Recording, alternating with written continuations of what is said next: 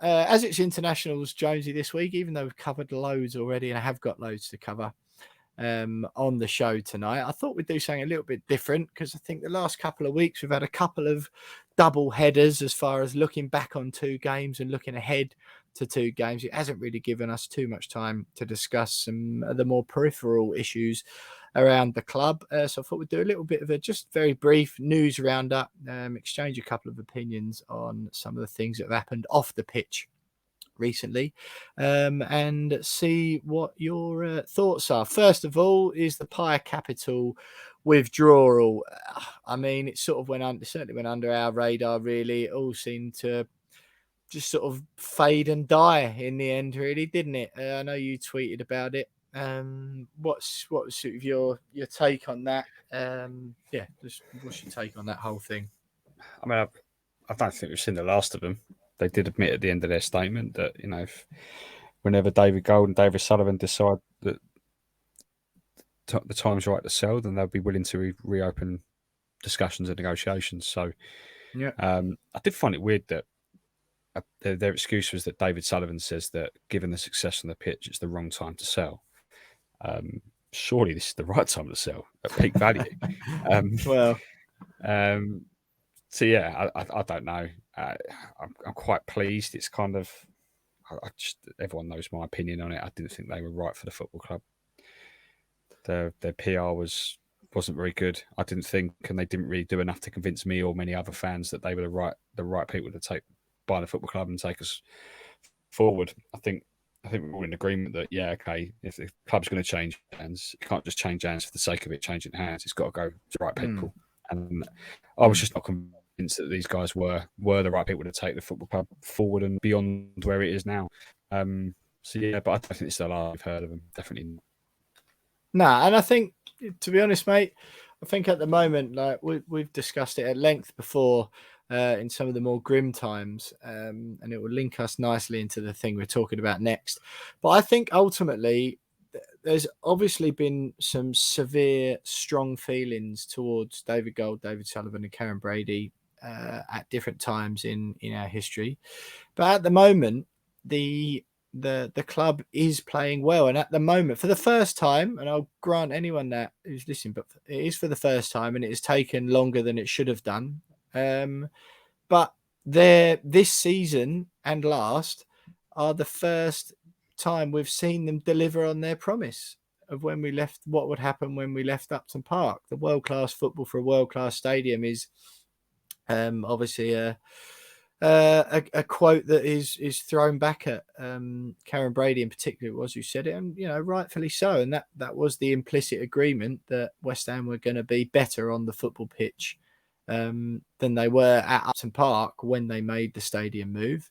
Last season and this season are the first time that we have seen that. So I've got absolutely no problem with people being angry or whatever. I perhaps differ from other fans where I'd never got to the stage where it was like there was no way back for them. I just always said, really, I just want the promise to be delivered on, and then haven't been doing it up until then. But it seems to me like they are at the moment. So I'm not necessarily as like calling for a change in hands as much as I was.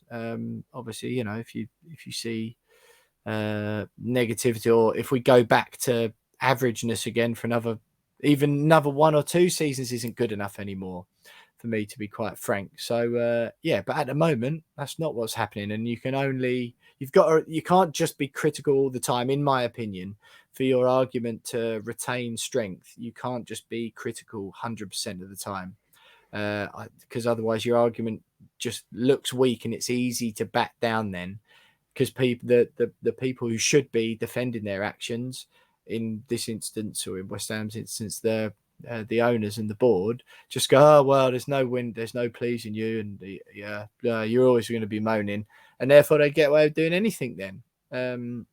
So I feel praise has got to be given, credit where it's due. Ultimately, it was their decision to bring back David Moyes, who's looking like the best manager we've had in quite some time. The level of transparency this summer wasn't quite as bad as it seemed to be shaping up to be. And okay, yeah, I'd have still liked to have seen a couple more bodies, but David Moyes was coming out saying he's happy with it. Whether or not he was doing his bit as part of his job as manager, no one really knows. But ultimately, mate, I just think, as far as the PAI Capital bit goes, even if West Ham are in the midst of it being proper terrible as it has been, as far as fan protests go, and what we saw a couple of seasons ago, where you had upwards of, I know the people argue about the number, between 4,000 and 7,000 West Ham fans marching in the street protesting against the board. Even then, that wouldn't have made me necessarily believe that PAI Capital were that much better for the club. So yeah, and I think at the moment, in a weird way, I sort of agree with the board in a weird way. Perhaps now isn't the time to sell, because it finally is going well and they are finally doing what they said they were going to do. And to be quite honest, mate, if we carry on playing well, my anger was only ever born out of the fact that we were promised something as fans and we weren't being given it. But last season and this season we are. So if you don't let that assuage your anger, like, do you know what I mean? Your anger wouldn't be the same as everyone else's. Some people, and I'll link on to this in a minute, mate. I've been talking for a very long time now. I'm very aware of that. But there was around 400 people. I think if the number came out of Hammers United, said there was 400 people protesting at the weekend. I can only imagine, but that protest comes from anger towards the actual people, which is fine. Fans have got right to do that. And I understand why some people, they've already been pushed over the edge, so there is no way back for them now. I totally understand that some people have got pushed that far. Mine was always just give us what you promised. If you're not going to do that, then sell up, find someone who will do that. But it doesn't matter to me really who's sitting in the board while we're in the boardroom while we're playing like this. Your thoughts, Jonesy? I do agree. I think after everything that's happened, particularly over the last 5 or 6 years, I completely understand people's or fans' view that it's no way back for them in terms of relationship between fans and board. And I'm of that very view as well. Just I don't ever see that bridge ever being built again because of the magnitude of what's actually happened at the football club over the last 5 or 6 years. Can I ask you a question, mate, to clarify something on that? Yeah. So when you say that, right, when you say you don't see the relationship being rebuilt, do you mean then that you don't see it being rebuilt in as much as that it will never be like it is at Leicester? But are you willing to shrug your shoulders and not be quite apathetic about it if we continue to perform like we did last season and this season in the Europa League, and it becomes a bit more of the norm for West Ham to be in the Europa League? Well, I mean, it's never going to be like Leicester, but we're not going No, to. and I agree with that. Yeah. We're not going to be wheeling them out in front of before games in front of the fans and sort of giving them a round of applause. And let's have it right. 95% love of that. 95% of the problems that have gone on between fans and owners over the last 5 or 6 years, in particular, not just the last 10 or 11, are based on stuff that's happened off of the pitch, i.e. the stadium move, regardless of the lies or the not. I wouldn't go as far as say lies, but going, are we going to be a top class, a world class club in a world class stadium, and then just not delivering on that for and having 4 relegation battles in a row, or things like that have happened off the pitch, which is like, regardless of whether you're doing well on the pitch, like the change of the badge, the stadium move, the state the stadium was in when we moved, all the problems that came directly after we moved, just things like that have pushed fans over the edge, understandably. So we could be Champions League club, we could be winning titles, but none of that will ever be forgotten by a large percentage of the fan base, because a lot of that was linked to the very reason that fans love this football club, i.e. the identity, the stadium. And when a club's been incredibly successful, if we do go on and continue this journey that we're currently on, but without that original identity that fans originally fell in love with, whether that's 10 years ago, 20, 30, 40, 50 years ago, it does take a little bit out of it for a lot of people. And that's why I completely understand No, the view. it's the same for me, mate. Yeah, Yeah, I it's the do same. It's the same for me. agree. It's So not I the understand same. it. It's definitely not. I'm not saying it Yeah, is, but it's the football club we've got, isn't it, at the moment? It's the only one yeah, we've got and will ever have. um, exactly. And at the end of the day, we're going to be here a lot longer than Golden Sullivan will be. So Hope like so. the way yeah, definitely me too. Yeah. I know you're early 30s, mate. You're nearly as old as Yeah, I know. Fabianski, but Yeah, blimey. yeah, yeah. But that's the way I see it. I mean, what they've done, a lot of things they've done has been unforgivable. But at the end of the day, like, you're right in what you're saying that at the moment it's all going well on the pitch, and I'm quite happy to kind of acknowledge that and go, okay, things are beginning to happen. Still can't forgive what's happened before, but I'm willing to look forward Hmm. now. I still Hmm. want them to sell. I think it's only right. It'd be right for the club for them to sell long term. But at the moment, like I'm with you. Like we're doing well on the pitch. Let's focus on what's going on pitch. Let's focus on the Hmm. success we're having. We don't know how long it's going to last. When the next time we're going to be in this position. So I'm quite But willing that's just the crux of it, mate. to That's take a the step crux back of and it. go. I'm going to spend all my effort and all my time enjoying the moment that Hmm. we're in at the moment, and that's all I want to focus on is the wonderful era that we're currently experiencing as Totally, West Ham mate. fans under David Moyes and the squad that he's got. Like, I don't care about Golden Sullivan and what they're doing off the pitch at the moment. I'm focused on the football club, the football team that I support, and them giving me some incredible memories that, over the last 18 months or 2 years, okay, we've not been able to watch most of it because of COVID, but unforgettable. Like literally unforgettable. And, Hmm. I'm focused on that until it ends, and then maybe I might feel a little bit differently. Yeah, mate, I'm totally with you, and I do think having them in charge adds that a bit of additional like anxiety to the whole club because if I hope it doesn't, but if this what we're seeing at the moment falls off and we're in, it's not going to take long, is it? When we're back to being 14th, before I think all fans are like that. I agree with you. There's an underlying thing of no, I'm not happy with how this has gone. And there's like emotional scarring from what's happened the last Hmm. 7 years, 6 years, something like that. There's emotional scarring from that. And that doesn't go away. And I totally get that. And it isn't the same for lots and lots of fans who are used to, like me and like you, who are used to watching their football and loved Upton Park. And it meant so much more to them than four row banks of seats round a grass pitch. It meant so much more to me and to tens of thousands of other West Ham fans. And mine is more of a for my own sanity, really. I just think you got to enjoy it now, like you said. That doesn't change what's gone before, but I just think what this is what we've got now. So the promise was on the pitch would be better. I didn't. If we'd had a choice in that deal, by the way, I probably wouldn't have taken it. If the deal was, I will be better in Europe every season, but we'll move grounds. If any of us had a choice, which none of us did at all, any suggestion to the contrary is complete and utter Hmm. rubbish. Yeah. None of us had a choice, and I wouldn't have taken it. But that's not the same for everyone. That's just my own opinion. I would have taken staying at the place that meant so much to me and all of us.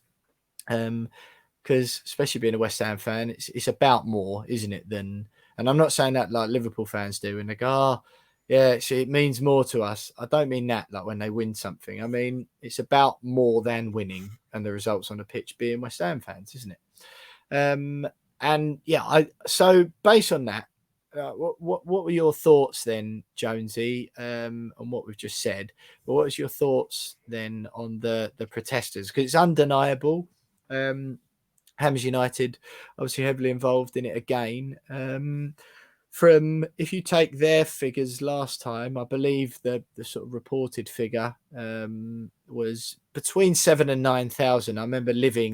I lived right by the stadium at the time and in a flat, and I was looking down on it, and my estimates were in the sort of the 7,000 ish mark. I think the club tried to sort of argue that it was around 3. I didn't accept that or take that for 1 second. But ultimately, in a fairly short space of time, you've gone from, we'll say, 7,000 people marching in the streets, demanding the owners left the club, to 400 people, waiting at or marching and then waiting near the entrance to the owners with a few flags and stuff. I'm not saying the sentiments have changed, but the numbers don't lie, do they? So what's your thoughts on the protests, given all we've both just said there, and sort of that protest we saw most recently? Well, I think it shows that we're not alone in the way that we feel about the football club at the moment. I think given that last protest happened a month before COVID, month before it all finished, and that's when we were in a relegation battle. So there was a much larger appetite for change then. And I think what's happened between then and now is almost sort of beyond any West Ham fans' comprehension at the time, that we would 18 months later be in the Europa League group stage, having finished 6th, starting the season well, and being a completely different football club on the pitch. And the appetite for it's just waned a little bit. Similar to what me and you have just said, okay, we still want to see change eventually, but at the moment we're sitting there just kind of enjoying the football and kind of just going, look, we're going to enjoy this. We're gonna don't see any reason to protest at the moment, because at the moment things are going well. Is it not then, James, reasonable to suggest, right, whether you're a protester or not, is it not reasonable to suggest that, not that it changes what's gone before as well, I'm careful to say that, but that where we are right now, what we've are experiencing and did last season, is as a direct result of some positive actions the board that have taken. One being that was very to pull a James Jones phrase out of the locker, let's have it right. But David Moyes' appointment second time around was not a popular one. Everyone was blasting the board for that, me included, you included, lots of fans, and rightfully so, really. And some people were saying it was good to have him back, but ultimately I don't think it was a very appealing prospect for lots of people having David Moyes back second time around. Everyone loves him now. I'm the same. But again, it is quite tempting to say let's have it right. Actually, it works quite well, doesn't it? Lots of the time. That's why I say it. Yeah. But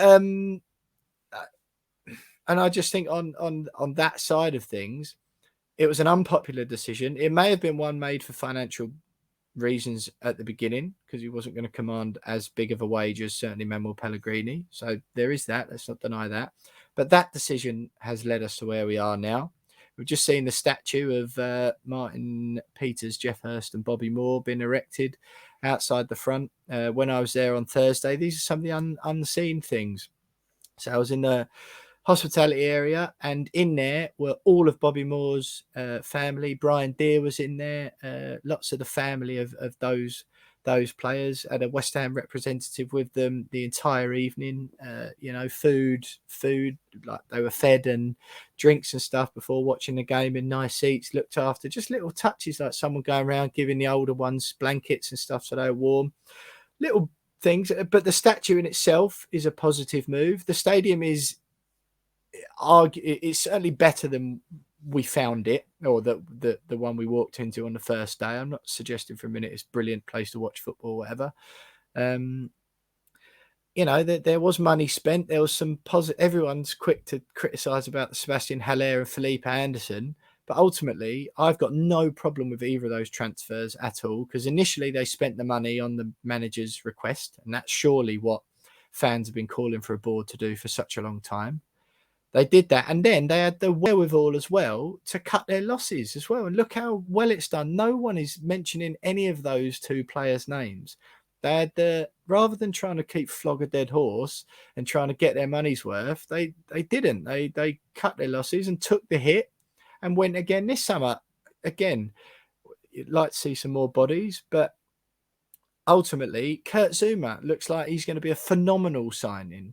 And if Vlasic, again, he might be a Ben Rama. I got the feeling he'll be a Ben Rama. He's just needing a bit of time to get used to it. He's been given an 80 rating on FIFA, so he can't be that bad. And I just think it's so, and I understand why. It's been such a toxic atmosphere at West Ham for such a long time that and we felt it before on this platform. We always try and give a balanced view of things. But we felt the pressure before, haven't we? Of you feel a little bit of like suggesting anything that's contrary to the GSB out, we hate the board, get rid of them, blah blah blah. I think we've sort of always said how we feel about things, but I think recently it's hard not to. It's hard, and not just hard, but just like it's in a bit of denial to suggest that where we are at the moment is not, at least in part, down to some good decisions by the board. I'm not suggesting that should mean that if it makes anyone's anger like silly. I'm not trying to discredit anyone's feelings at all if anyone's got negative feelings, but to carry that on and hold it within you so that it blinds you from other good things are doing just makes your argument, for me, easier to kick back against. You know what I mean? And then if there is ever a time again where there is a time when fans are calling for change again, if you don't praise and give credit where it is due, the next time when you're giving out criticism, it's easy to just turn around and go, they're just always moaning. Doesn't matter what we do. And if they've got that ability to say, it doesn't matter what we do and get away with it, then you've lost your like the fans, if you like, have lost their credibility. Do you know what I mean? So I think it's important now, weirdly, almost in preparation for any time further down the line whereby there might be 7,000 people protesting on the streets again. I think it's important now to give credit where it's due, because ultimately David Moyes is looking like our best manager for a long, long time. Some of the players we've now got on board are some of the best players we've had for decades, not just like a season or two. Everyone's of the opinion now it's a better situation than it was that last season at Upton Park. And I just think you've got to say the positive things, but keep them contextualized. And I'm not, and I want to make it clear, I'm not for a second suggesting that any residual anger or disappointment or whatever at what's gone before is in any way undermined or discredited by that.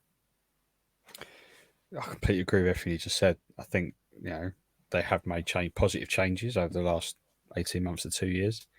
I suppose it's easy to say now, and we weren't saying it at the time, but decision to bring David Moyes back in the football club looks was a very bold move. It's inspired, isn't it? But looking back now, a very shrewd move. Fair play to them for doing that, knowing that the fans are going to be upset with him coming back.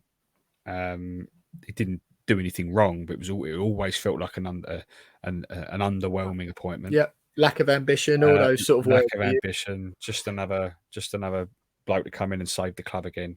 Just make us exist in 14th place. Whoopee, yeah. You mentioned the stadium. I've seen. I saw an article a few months ago. There are going to be more changes to the stadium already plan permission granted, whereby the seats down the side are going to be squared off as well. So that will improve the experience. So those changes are happening. They've already squared off behind the goal.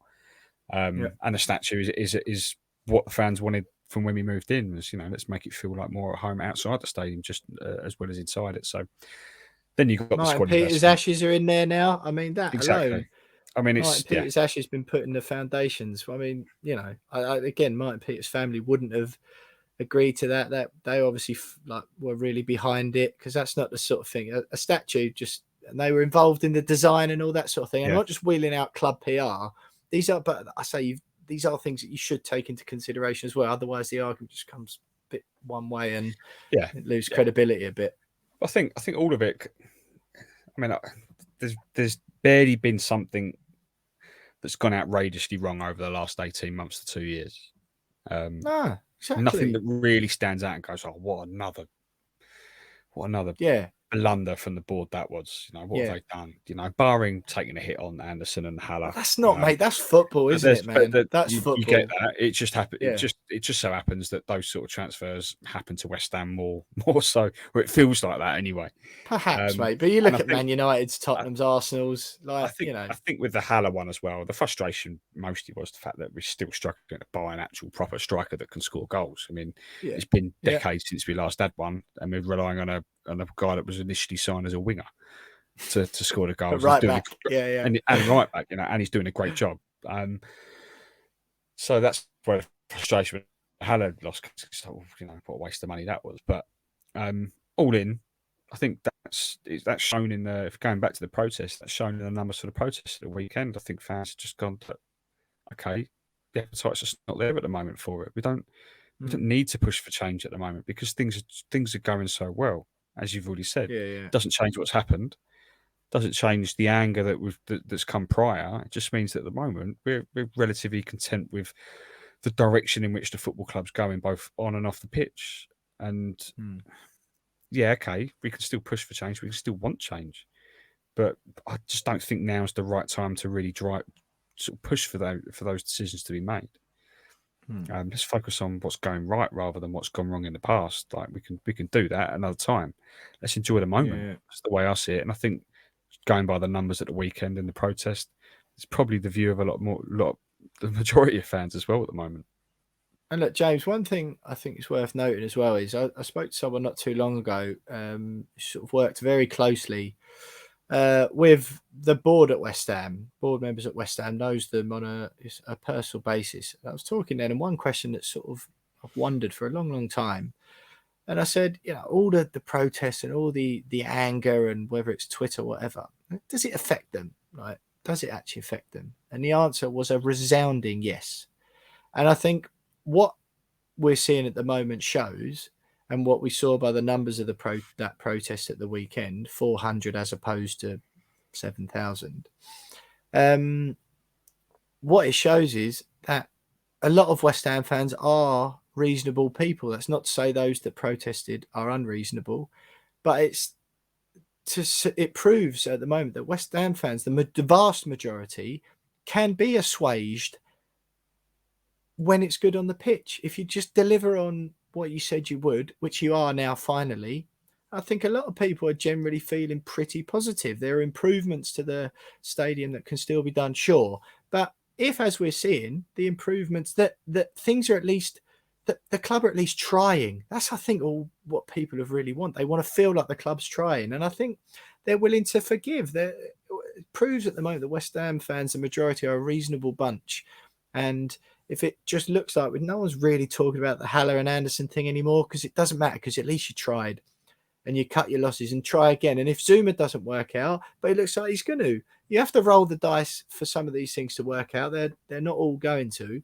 But I think if you don't want any protests or like mass protests, again, like 7,000 that are making like national news headlines, if you don't want that again, just continue to do what you're doing at the moment, those incremental improvements. And at the moment, we've got a manager finally that West Ham fans we can all be proud of, a group of players that we can all be proud of, and we're working towards a stadium that, eventually we may be able to be proud of. I think that's always going to be a sticking point, and that will always be Gold, Sullivan and Brady's legacy, no matter what happens. Unless we win the Champions League and the Premier League, there'll still be the owners who won the Champions League with West Ham and moved them ground away from their spiritual home. Like that will always be the case.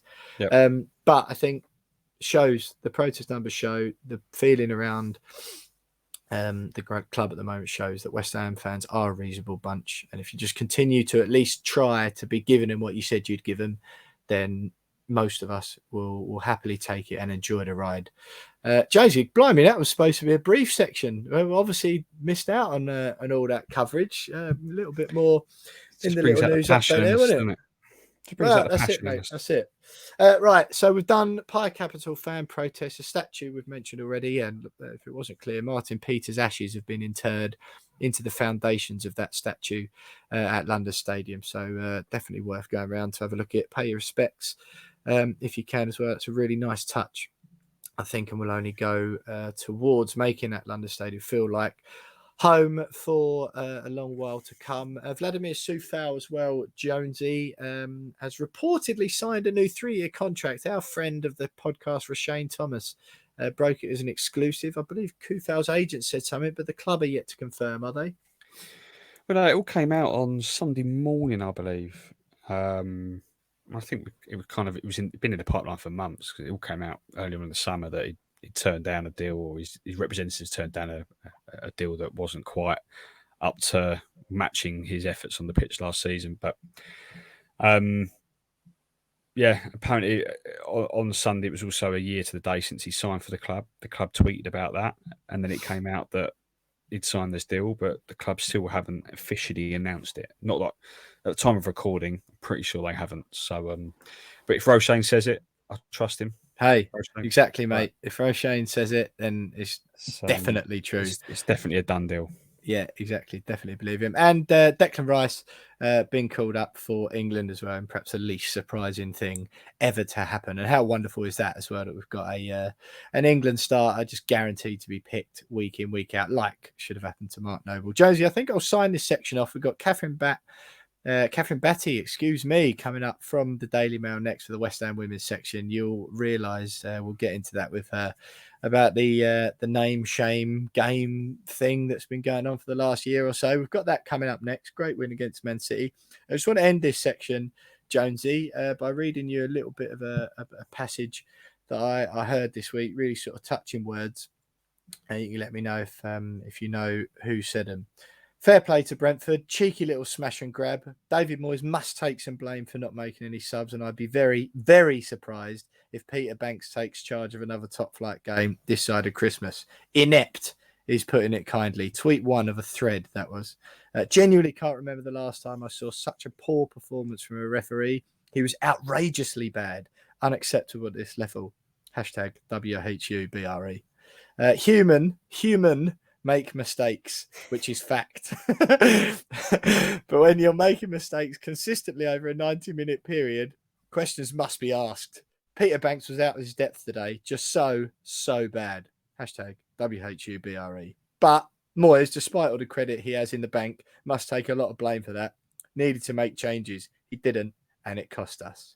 Hashtag WHUBRE. Powerful words. I don't know if you saw those coming over the weekend from a man who's, holds a lot of sway in the West Ham supporting community. I do recognise those words, actually. Yeah. Can't believe you called me out on missing the S and human. I'd had 6 pints, mate. I thought you did those alarmingly tweets were well. Yeah. very well written for someone that's had 6 pints and is livid with the fact his team's lost in the 95th minute.